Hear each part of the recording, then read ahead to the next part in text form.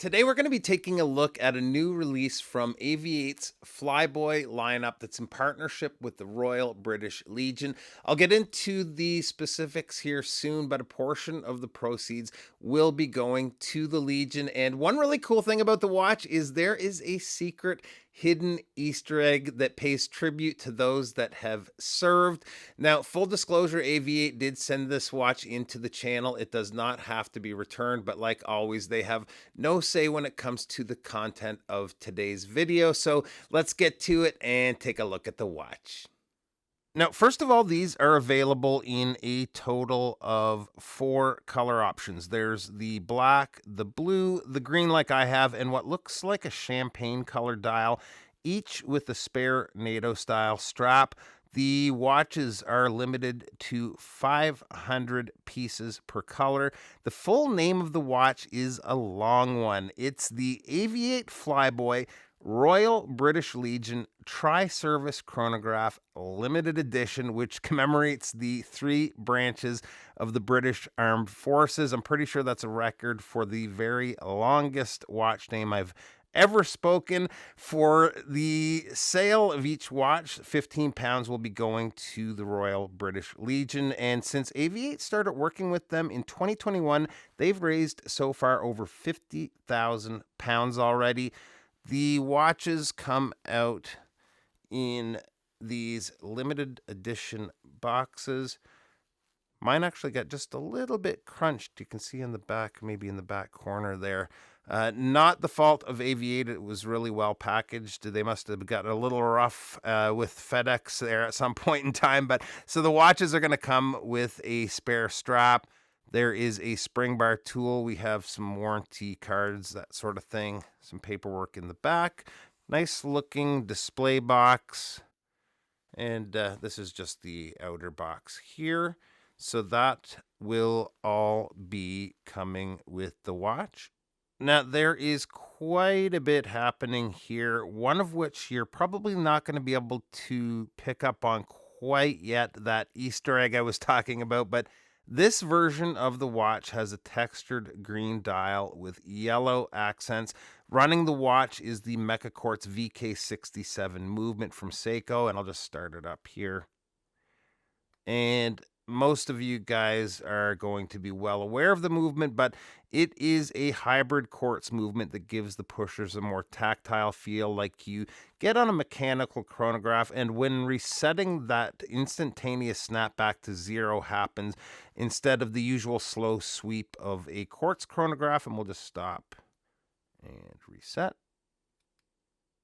I'll quickly just walk you through what we're looking at here on the dial, and we'll start with the sub-dial at the 6, which displays your running seconds.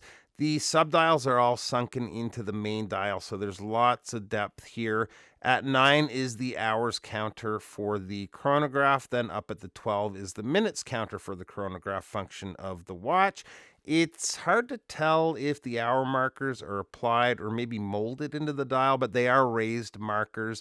Busy dial, but with the large markers and the sword style handset, it's surprisingly easy to read. So not only do we have the chronograph, but we also have an internal timing bezel.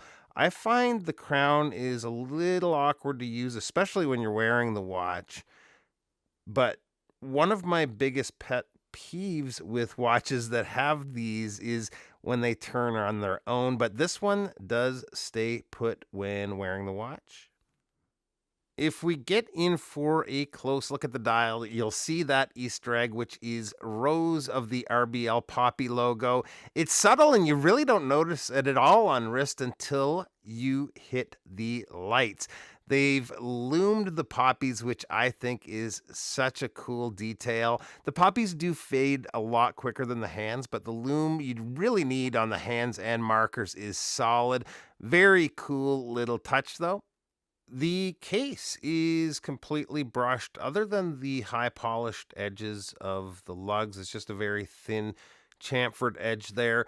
The pushers are also polished, and the push-pull crown has the Poppy logo in red underneath a rounded epoxy layer. The case back is a screw down case back with the RBL, the Royal British Legion logo, along with some of the specs, the model number, and the number out of 500 of the watch. The leather strap is a nice complementary shade of green with white stitchwork at either end of the strap.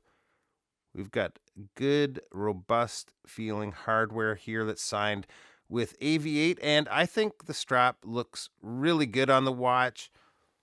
Show you the NATO style strap here, and this one is a nice extra. I'm going to zoom in because there's a couple of neat little details with this. Try to get things to focus here.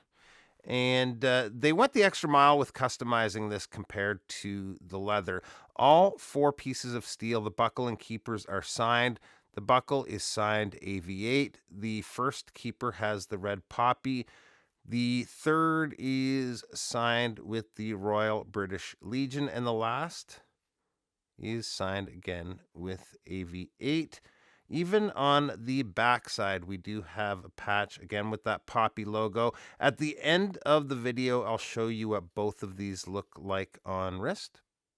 Size on the watch comes in at a case width of 42.1 millimeters. The lug to lug is 48.5 millimeters. Lug opening 22 millimeters, and the thickness is 12.6 millimeters. The water resistance is 50 meters, and the crystal is mineral with an anti-reflective treatment.